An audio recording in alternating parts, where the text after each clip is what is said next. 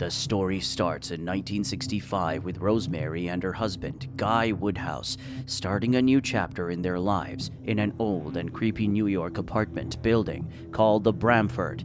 Despite warnings from their friend and current landlord Hutch about the building's dark history with cannibal killers, Satanists, and witches, the couple decides to move in. Guy is an aspiring actor who has done well in TV plays and commercials, earning good money, but he dreams of landing significant roles. Rosemary, originally from Omaha, Nebraska, is a kind person who grew up in a Catholic home and attended a convent school. Rosemary is disconnected from her family because they disapprove of her marriage to Guy. In New York, she leads a simple life as a young housewife, devoted to creating a loving home for her beloved husband. While she has a nice group of friends, she remains inherently sweet, naive, and occasionally lonely. In the laundry room one day, Rosemary meets Terry, a young ex-drug addict saved by the eccentric neighbors Roman and Minnie Castevet. Terry tells Rosemary that the elderly couple gave her a necklace with an odd smell, but it's meant to bring good luck. The Castevets' apartment used to be part of Rosemary's, but it's now divided by a partition. Rosemary's friendship with Terry doesn't last long. After a couple of days, Terry tragically commits suicide by jumping from the bay window. Rosemary and Guy come across the police surrounding Terry's body while walking home. Coincidentally, the Castevets are also walking home, and seemingly upset, they get to know the Woodhouses and eventually invite them to dinner. Rosemary starts to have doubts about their elderly neighbors, especially when Roman insists on private conversations with Guy. The following day, Rosemary is visited by her neighbors. She appears a bit upset about their visit. The old woman gives her a necklace, similar to the one Terry, who jumped out the window, was wearing. Rosemary keeps the necklace, and her husband receives good news that he got the job he auditioned for. This happened because his competitor, Donald Baumgart, suddenly became blind overnight. Guy is offered the role the next day.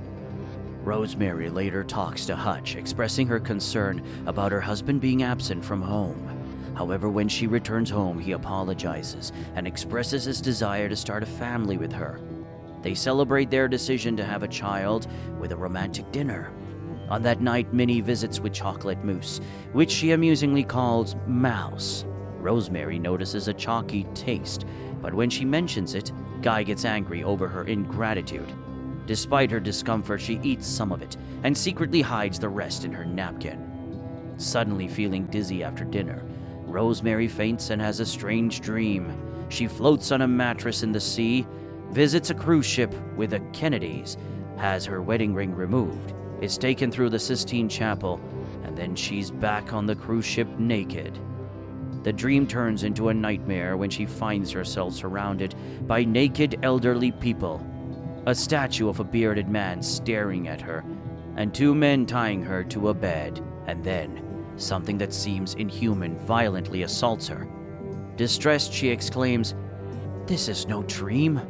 But then she loses herself again in hallucinations, asking a priest for forgiveness for what she's doing. Upon waking, Rosemary is sore and scratched.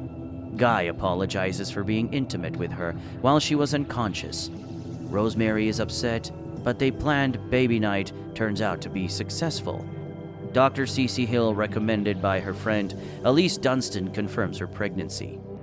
Upon learning about her pregnancy, the Castevets convince Rosemary to see Dr. Abraham Saperstein, a well-known obstetrician who delivers all the babies of the upper class in the city. Rosemary follows his unusual advice and starts taking Minnie's peculiar vitamin drinks. They contain a rare herb called tannis root. Experiencing discomfort and pain throughout her initial trimester, Rosemary undergoes noticeable weight loss, and her appearance becomes frail. She also started some strange behaviors, like eating raw meat. This transformation raises genuine concerns for Hutch, who becomes increasingly apprehensive about her well-being. However, these worrisome signs seem to go unnoticed by Dr. Abraham Saperstein, Guy, and the Castevets, all of whom appear unperturbed by Rosemary's physical changes. As Rosemary's pregnancy advances, she becomes increasingly uneasy and anxious, especially because those close to her seem unwilling to acknowledge her discomfort. To lift her spirits, she decides to host a party for her young friends, emphasizing that they shouldn't invite Castevets. Her girlfriends, including Elise, Joan Jellicoe, and Tiger Juanixen, express concern about her appearance and insist that her pain is not normal. They recommend she see a new doctor. When Rosemary shares this with Guy, they have a heated argument, but at the last moment she gives in. Surprisingly, in the middle of the argument, the pain abruptly stops, and she can now feel the baby kicking. Hutch pays a visit to Rosemary. Roman and Minnie notice him, and shortly after, Guy comes home unexpectedly, as if they had called him and hurried him back. Hutch requires a lot from Roman and Guy, and as he is leaving, he realizes he has lost one of his gloves. Afterward, Hutch falls into an unexplained coma and passes away. Rosemary gets a book from Hutch's friend, Grace Cardiff, that Hutch wanted to give her himself. The book, titled All of Them Witches, explores witchcraft over the years and has a chapter about Adrian Marcado, whose face Rosemary recognizes from her unsettling dream. The last hint Hutch gave her is the name in an anagram. Using her Scrabble titles, Rosemary figures out the shocking truth. Roman Castevet is an anagram for Stephen Marcado, the son of a former Bramford resident and a reputed Satanist. Rosemary starts to believe that Roman and Minnie and their overly supportive friends are actually Satan worshippers. She suspects that the Castevets are part of a secret group and have sinister intentions for her baby. However, Guy dismisses her concerns, and later he throws away the book that Hutch had given her, fueling Rosemary's suspicions even more. Yet things are not as they appear. As her due date, June 22nd, 1966, approaches, Rosemary discovers a series of strange events. Could it be that Guy is connected to witches who use babies in their rituals? Has he made a deal to give them their baby? She also finds out that witches employ the possessions of their targets to harm or even kill them. Following her instincts, she reaches out to Guy's former competitor, Donald Baumgart, and asks him if Guy took anything from him. Donald shares that Guy exchanged neckties with him just before he lost his sight. Upset, Rosemary packs a bag and goes to Dr. Saperstein to share what she's discovered. A casual comment from his secretary shocks her. The doctor sometimes smells like tannis root, as she has now gained a lot of knowledge about the cult until now. She quickly understands that tannis root is basically known as devil's pepper. So it means Dr. Saperstein is also involved in the sinister plot against her. Disturbed, Rosemary calls Dr. Hill from a street payphone and convinces him to meet her. When she discloses her suspicions, he appears to take her seriously and gives her a sedative for sleep. However, she's horrified when she wakes up to find Guy and Dr. Saperstein there, ready to take her home. And Hill doesn't intervene, seemingly afraid of them. She successfully creates a distraction and locks them out of the apartment.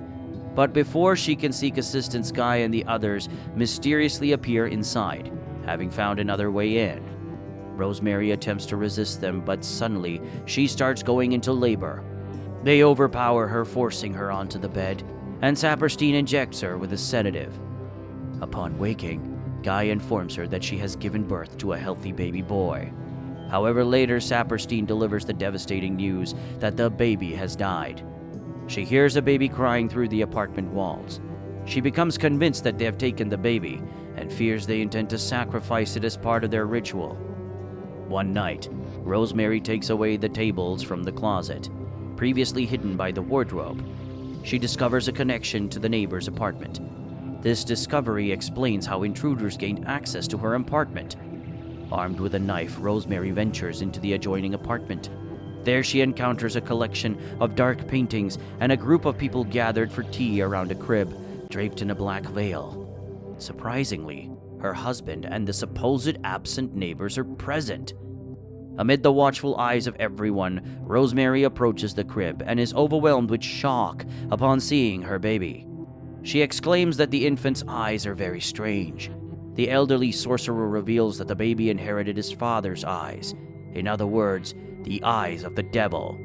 The group begins to pray for Satan and Rosemary struggles to accept that she has given birth to the devil's son. Despite her reluctance, people arrive to offer gifts for the baby. Rosemary's husband attempts to persuade her with promises of wealth, but in response, she defiantly spits on his face, symbolizing her rejection for their malevolent pact. Minnie offers her a cup of tea, and Roman speaks more softly, urging her to be the baby's mother, without joining their malevolent coven. Though hesitant at first, Rosemary's maternal instincts prevail. She approaches the bassinet and tells the woman rocking it to slow down, which the woman resists until Roman instructs her to leave. Rosemary begins gently rocking the baby, singing to comfort it. That concludes today's story. If you enjoyed the video, please give it a thumbs up and subscribe to our channel to stay updated on the latest horror movie recaps. Thank you for watching. See you in the next video.